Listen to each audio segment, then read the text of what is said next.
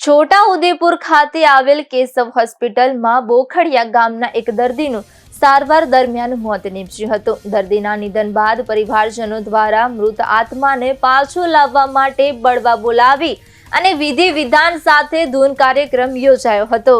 આ ઘટનાની જાણ થતાં વિજ્ઞાન જથ્થાની ટીમ સ્થળ પર પહોંચી હતી અને આ પ્રકારની અંધશ્રદ્ધા સામે જાગૃતિ લાવવાનો પ્રયાસ કર્યો હતો। ટીમ દ્વારા પરિવારજનો તેમજ ગામ લોકોને સમજાવવામાં આવ્યું કે આ પ્રકારની ક્રિયાઓ વૈજ્ઞાનિક દ્રષ્ટિએ અસંગત છે અને સમાજમાં અંધશ્રદ્ધાને પ્રોત્સાહન આપે છે।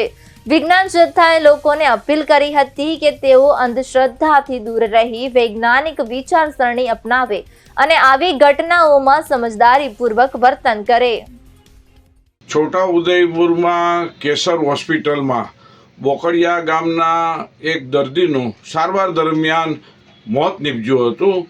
તેના પરિવારે આત્મા લેવા માટે બળવા વિધિ કરવા માટે બોલાવી અને કમ્પાઉન્ડની બહાર વિધિ વિધાન કરે છે। આ બળવા વિધિમાં ધૂણે છે અને આવા ક્રિયાકાંડ કરે છે। વિજ્ઞાન જાથા બહુ સ્પષ્ટપણે માને છે કે ભારતમાં આત્માના નામે અનેક તૂત ચાલે છે।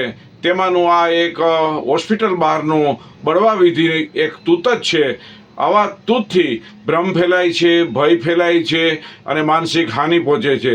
તો આવા બળવા વિધિ કરનારથી લોકોએ દૂર રહેવું જોઈએ, સાવધાનની અપીલ કરે છે। વિજ્ઞાન જાથાએ અનેક પર્દાફાશ કર્યા છે। આવી બળવા વિધિની અંદર આત્માને લેવા, તેડવા જવું, બહાર મૂકવા જવું, મોક્ષ આપવું, આ તદ્દન હંબક અને બેબુનિયાદ અવાસ્તવિક છે અને અવૈજ્ઞાનિક છે। માત્ર ને માત્ર આવા વિધિ કરનાર પોતાના લાભ માટે સમાજને લોકોને ગુમરાહ કરે છે। તેથી સાવધાન રહેવું જોઈએ। બળવા વિધિ કરનાર આ લોકોનું શારીરિક, માનસિક, આર્થિક શોષણ કરે છે। એટલે લોકોએ ધ્યાન રાખી અને આવા વિધિ વિધાનથી દૂર રહેવા જાથા અપીલ કરે છે। વિજ્ઞાન જાથાએ મેડિકલ સારવાર દરમિયાન મોત થયેલા છે અને પીએમ રિપોર્ટ વખતે પણ ડેટ વખતે પણ એનું પોસ્ટમોર્ટમમાં અનેક કિસ્સાઓને તપાસ્યા છે અને જે આત્માના નામે જે ખોટી વાત થાય છે, ભ્રમ ફેલાવા થાય છે, તે સદંતર ખોટી બેબુનિયાદ હોય। લોકોએ સાવધાની રાખવા અપીલ કરવામાં આવે છે। છોટા ઉદેપુરની ઘટના છે તેની સામે કાનૂની કાર્યવાહીની જાથા માગણી કરે છે।